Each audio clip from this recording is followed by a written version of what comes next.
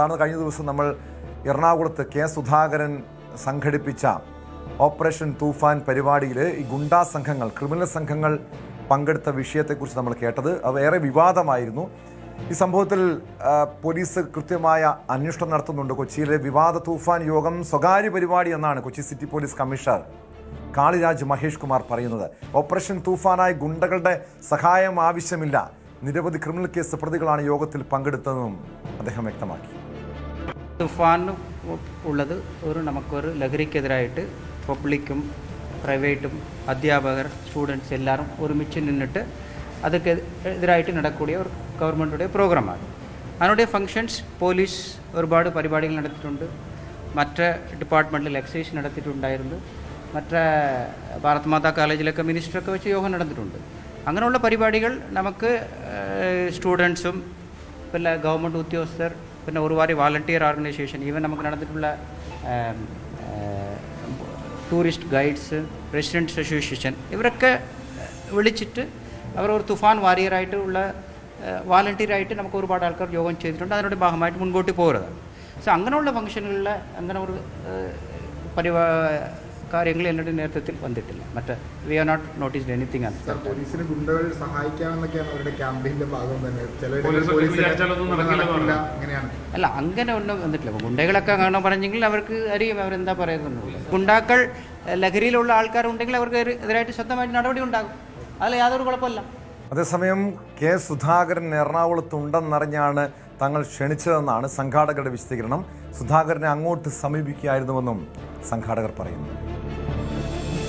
ആഭ്യന്തരവകുപ്പ് മന്ത്രി പ്രഖ്യാപിച്ച തൂഫാനുമായി ബന്ധപ്പെട്ട് അതിന് പൂർണ്ണ പിന്തുണ അറിയിച്ചുകൊണ്ടാണ് കൊച്ചിയിലെ യുവാക്കൾ കെ സുധാകരൻ എം പിയെ കൊച്ചിയിലുണ്ടെന്ന് അറിഞ്ഞിട്ട് അവർ കാണാൻ വേണ്ടി വന്നത്.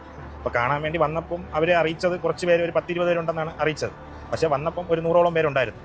അവരെല്ലാം നല്ല ആവേശത്തിലും ഉഷാറിലും നിൽക്കുകയാണ്. ഈ തൂഫാന് പോലീസുമായി ചേർന്ന് ഇതെല്ലാം ഇല്ലാതാക്കി കൊച്ചി ഒരു ക്ലീൻ സിറ്റി ആക്കാൻ വേണ്ടിയിട്ട് ഒരു ഉദ്ദേശത്തിന് പുറത്ത് വന്നപ്പോൾ ഈ ചാനലുകാർ എന്താണ് ചെയ്തത്? വളരെ മോശമായി ചിത്രീകരിച്ചത് മാത്രമല്ല, പല രീതിയിലുള്ള വാർത്തകളും പല കള്ള വാർത്തകളും കൊടുത്ത് നേതൃത്വം കൊടുത്തത് ഞാനാണെന്നുള്ള രീതിയിൽ ചിത്രീകരിച്ച് നൂറുകണക്കിന് വന്ന എല്ലാവരും കുട്ടികളും കേസിൽ പ്രതിയായിട്ടുള്ളവരൊന്നുമല്ല. മാന്യമായിട്ട് ജീവിക്കുന്നവരും പള്ളിയിൽ പോയി 5 നേരം നിസ്കരിക്കുകയും മറ്റു കാര്യങ്ങളുള്ളവരുണ്ട്, പഠിക്കുന്ന സ്റ്റുഡൻസ് ഉണ്ട്, മറ്റു കാര്യങ്ങളെല്ലാവരും ഉണ്ട്. ഇവർ ഈ വീഡിയോ എടുത്തിട്ട് എല്ലാവരും നൂറുകണക്കിന് ഇതാണ് മറ്റേ മയക്കുമരുന്ന് കേസിലെ പ്രതിയാണ്, കഞ്ചാവ് കേസിലെ പ്രതികളാണെന്ന് പറഞ്ഞിട്ട് അല്ലെങ്കിൽ അവർക്ക് എന്ത് ചെയ്യാം? സ്പെഷ്യൽ ബ്രാഞ്ച് ഉണ്ടല്ലോ, സ്പെഷ്യൽ ബ്രാഞ്ച് പോലീസിൻ്റെ അടുത്ത് ചോദിക്കാം അവിടെ എന്താണ് സംഭവിച്ചത്. ഇതൊന്നും തിരക്കാതെ ഏതോ പുസ്തക മുതലാളിമാർക്ക് വേണ്ടിയോ അല്ലെങ്കിൽ വേറെ ഏതെങ്കിലും ടീമിന് വേണ്ടിയോ കൊടുത്ത ഒരു വാർത്തയായിട്ടാണ് ഇരിക്കുന്നത്. വിവരങ്ങളുമായി ഡാനി ഇപ്പോൾ ചേരുന്നുണ്ട് കൊച്ചിയിൽ നിന്ന്.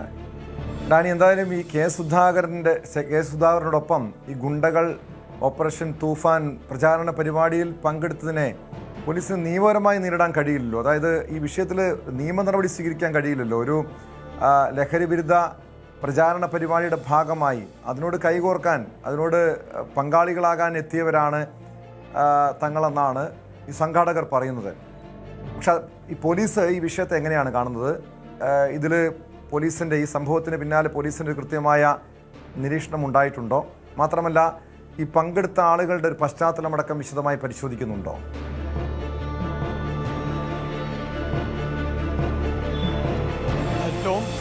ഇതിൽ ഇന്നിപ്പോൾ സിറ്റി പോലീസ് കമ്മീഷണർ പറഞ്ഞതുപോലെ ഇതിൽ മറ്റാരുടെയും ആവശ്യമില്ല. പോലീസിന് ചെയ്യാവുന്ന കാര്യങ്ങളാണ് ഇപ്പോൾ പോലീസിന് ചെയ്തുകൊണ്ടിരിക്കുന്നത്. അങ്ങനെ ഏതെങ്കിലും കൂട്ടായ്മകളുടെ ഒരു ആവശ്യമില്ല. അവബോധനം സൃഷ്ടിക്കാൻ പല പരിപാടികളും നമ്മൾ ക്യാമ്പസുകളിൽ ചെയ്യുന്നുണ്ട് എന്നതാണ് അദ്ദേഹം പറഞ്ഞത്. അതുകൊണ്ട് കൃത്യമായി ഇവരുടെ സഹായം ആവശ്യമില്ല എന്ന് തന്നെയാണ് അദ്ദേഹം വ്യക്തമാക്കുന്നത്. പോലീസിന് ഈ രീതിയിലുള്ള ആളുകളുടെ ഒരാവശ്യവും ഇല്ല എന്ന് ഒരു മാന്യമായ ഭാഷയിൽ അദ്ദേഹം പറഞ്ഞ് അവസാനിപ്പിച്ചു എന്നതാണ്. പോലീസ് ഇതിനെക്കുറിച്ചൊരു അനൌദ്യോഗികമായ രീതിയിലുള്ള ഒരു അന്വേഷണമാണ് ഇപ്പോൾ വന്നിരിക്കുന്നത്.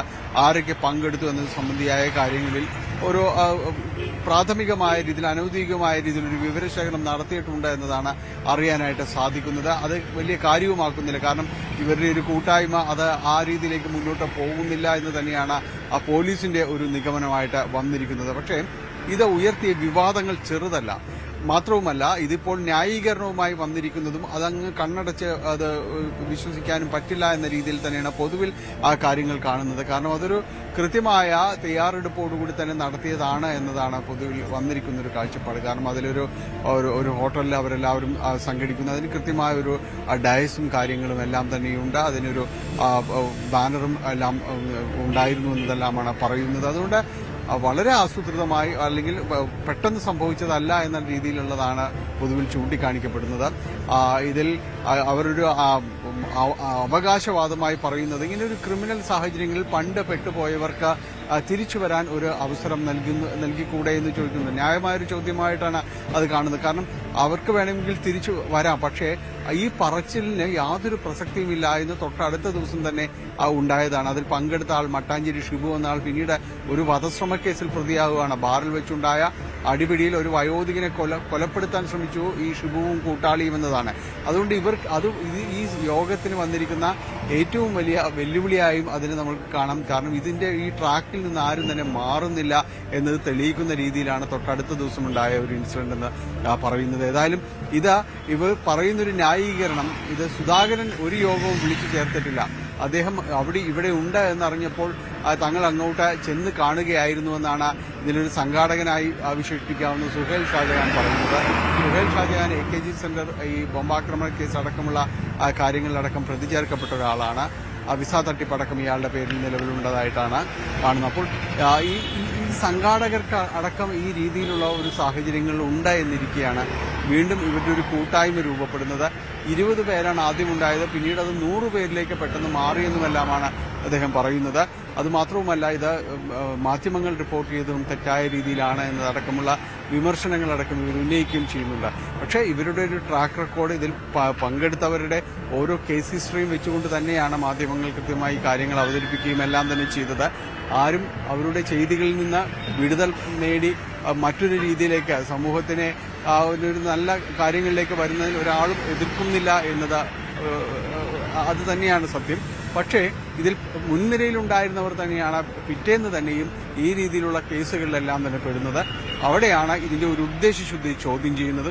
എന്തായാലും തൽക്കാലം ഈ യോഗത്തിന് കോൺഗ്രസിന്റെയോ അടക്കമുള്ള ആരുടെയും ഒരു അംഗീകാരമില്ല എന്ന് പറയുന്നു.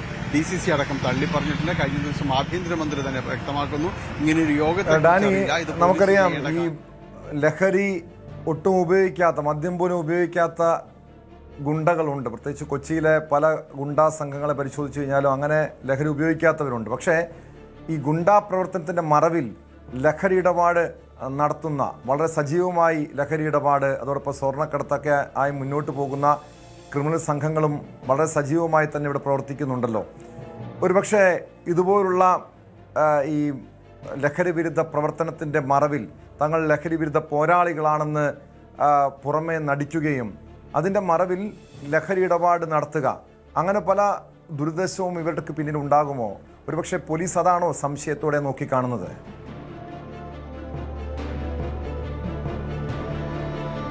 ഒരുപക്ഷെ ആയിരിക്കാം. പോലീസ് അത്തരം കാര്യങ്ങൾ കൂടി സംശയിക്കുന്നുണ്ടാകാം. കാരണം ഈ വന്നിരിക്കുന്നവർക്കെല്ലാം കൃത്യമായ രീതിയിലുള്ള കുറ്റകൃത്യങ്ങളുടെ ഒരു പശ്ചാത്തലമുള്ള നിരവധി ആളുകൾ ആ മീറ്റിംഗിൽ പങ്കെടുക്കുകയും ചെയ്തിട്ടുണ്ട്. അപ്പോൾ ആരെങ്കിലുമൊക്കെ ഇത്തരം സാഹചര്യങ്ങൾ, ഈ ഒരു മേൽവിലാസമൊക്കെ വീണ്ടും അതിലേക്ക് വേണ്ടി ഉപയോഗിക്കാം എന്ന രീതിയിലുള്ളൊരു സംശയം പോലീസിനുണ്ടാകാം. ചിലപ്പോൾ പോലീസിന് അത്തരം സംശയിക്കാവുന്ന രീതിയിലുള്ള പഴയ കേസ് ഹിസ്റ്ററികളുണ്ടാകാം.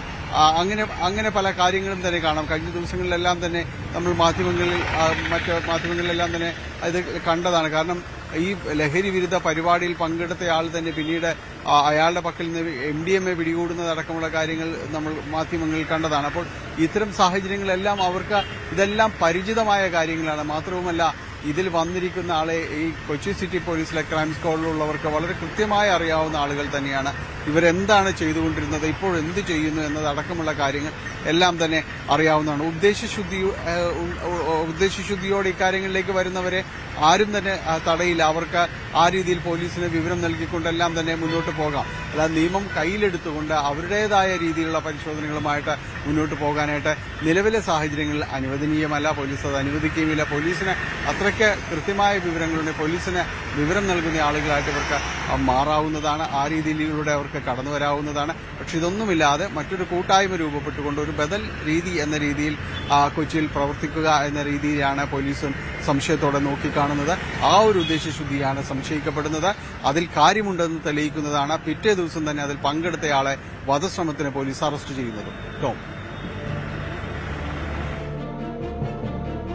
യെസ്, വ്യക്തമാണ്. ഡാനി പോളാണ് കൊച്ചിയിൽ നിന്നും വിവരങ്ങൾ നൽകിയത്. കൂടുതൽ വാർത്തകൾക്ക് news 18 Keralam YouTube channel subscribe ചെയ്യുക.